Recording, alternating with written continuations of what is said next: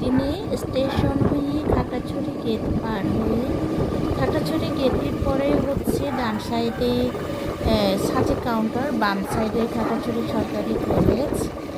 এরপরে হচ্ছে যাচ্ছি আমরা চেঙ্গি স্কোয়ার। এরপরে চেঙ্গি স্কোয়ারের আগে হচ্ছে নার্সারিতে খুব সুন্দর ফুল ফুটেছে, বাগান বিলাস। এগুলো হচ্ছে গাছগুলো রাখা হয়েছে বিভিন্ন পর্যটকের গাছ। এরপরে হচ্ছে ফোর পয়েন্ট